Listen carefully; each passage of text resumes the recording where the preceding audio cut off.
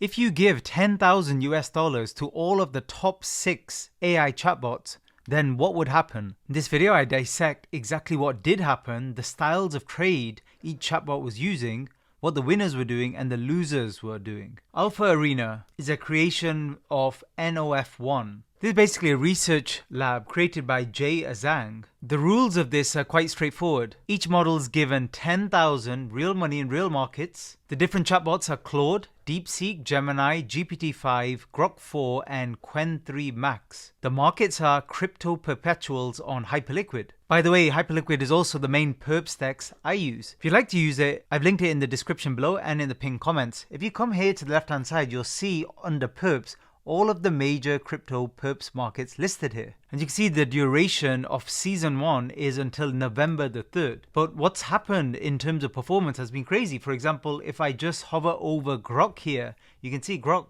ran up all the way to 15,000 from a 10,000 start and has since lost it all and is back to break even. However, the two Chinese chatbots have been consistently growing in terms of size of portfolio, with especially outsized returns over the last day or so. So let's start breaking down some of these trades. So if you click here on completed trades, you can actually filter by all of the different models. We're gonna keep the filter off for now because we just want to see what's been some of the recent trades that some of these chatbots have been taking. And let's look at the losers first. So that's Gemini and GPT-5. So you can see some of them here, like for example, these Gemini trades.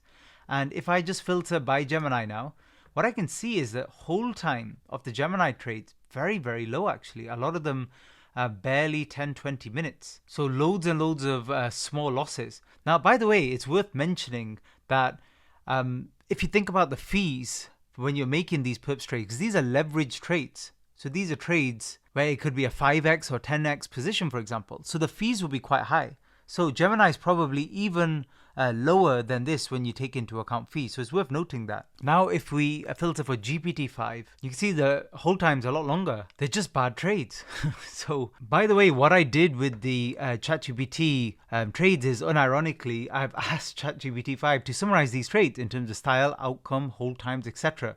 And then we can gain some insights from it rather than look through it one by one. So you can see over the last few days, the P&L here and which coins were traded. A lot of the losses were on ETH. It says here roughly equal number of longs and shorts. Losses are larger and more frequent, implying poor stop loss asymmetry. And behavioral observations, adding too many correlated positions together, which kind of makes sense because, you know, crypto kind of all goes up together, goes down together as well, just differing amounts. And average hold time suggests mechanical exit trigger rather than adaptive trailing. We're going to compare this in a minute to DeepSeek. So now if we filter for DeepSeek, which is doing really well, $18,000 return off the initial 10,000 investment, which was around 9 days ago now. But most of the returns have come in the last 4 days. And the other question is whether some of these chatbots are actually learning as they go along. Also is worth noting, you can see here showing the last 14 trades from the beginning. So DeepSeek's taken a lot less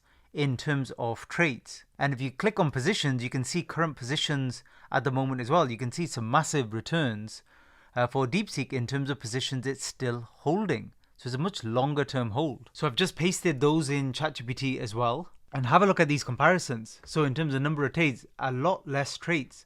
DeepSeek's more selective, almost purely long bias. Now this is an issue because remember, there's a massive amount of randomness when it comes to this.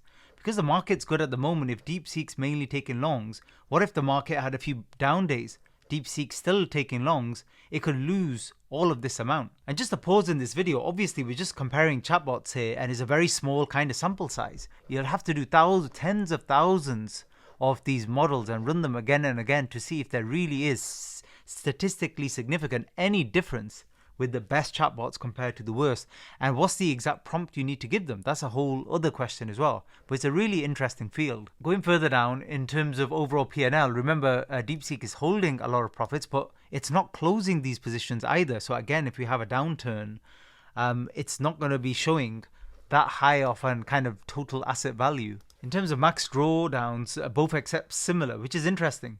This is where AI is going to definitely be better than humans because it's going to respect a stop loss, you would imagine. DeepSeek's taking larger size of positions. Now remember, this could be due to the size of the account as well as a percentage.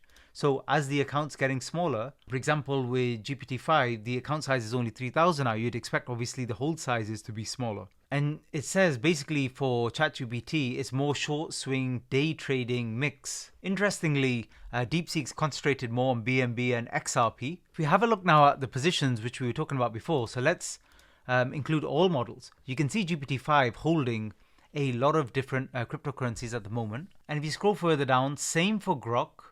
Quen, not really, only one BTC, very high leverage actually, 25x leverage. So the value of that position, $76,000. Gemini also long pretty much everything. Same for DeepSeek. And Claude is long a few select ones. But you can see all of the chat models are long at the moment. The market's green, but what will be interesting is, again, when we get a little bit of a change in trend. And this is really cool, this model chat where it actually explains, you can call this alpha or an explanation, a trader explanation of positions. And it says here, for example, for DeepSeek, no invalidation conditions have been met. And when we're going through some of the data points, you can see MACD's mentioned here, RSI, these are momentum indicators, same EMA, so exponential moving average, which is a lagging indicator, average true range as well. I mean, these are ones traders commonly use. You've seen me many times use these in my videos. And you can see for each of these, it summarizes it. So in terms of profit targets, it actually does have profit targets. They've just not been met yet. Stop loss clearly, very wide by the way. So for BTC, stop loss 102 and a profit target of 118. And the entry was 107. So from that you can work out the risk reward. So about 5,000 in terms of Bitcoin price, in terms of risk there, and about 10,000 reward. So 2 to 1, not incredible, but enough to take a trade. Now it's not clear how it's come up with the profit targets in this bit of blurb here. And it says here invalidation not hit, should hold. And it's the same kind of analysis for some of the others. And look what it says for new entries. Now for new entries, I have available cash. I need to see if there are any opportunities. Market data shows most coins are uptrends or neutral.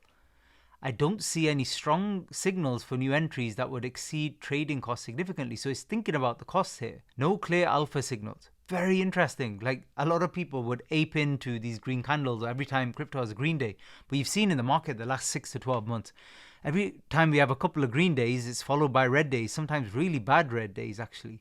So this is quite sane trading. And you can see margin 5% of available. So it's risk management going on here, preservation of capital as well. Now I filtered for Grok because Grok's an interesting one that was doing really well. And then suddenly, all the positions kind of reverse. So what's going on here? A lot of the same kind of data points there. So RSI, MACD. So what's the strategy here? I had a good look through and to be honest, I couldn't really see what the strategy was for Grok, which is a shame. So as it stands, this is how it's going. DeepSeek and Quen are winning by some margin. And all I can say is it looked like they took the positions, a lot less trades. So you can see the top then, a lot less trades. Losses are kind of the same. Claude's take a large loss there, but generally the losses have been the same across the board, which means risk management of all the models is pretty much identical. So discipline, trading discipline, identical. But it's the holding times and the fact that they're holding assets at the moment, that seems to make the difference. Because the win rate for the top two is high, but don't be surprised if that drops lower.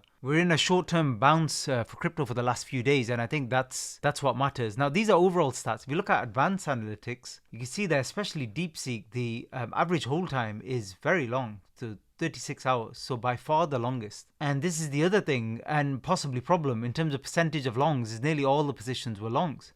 Where Gemini and GPT, it's been kind of mixed. Now, is that because it's picked up that we're, again, very short term, we're on a bounce at the moment, or is it just programmed to be kind of long biased? That's what we'll find out in time. Let me know what you think in the comment section below. Thanks for listening.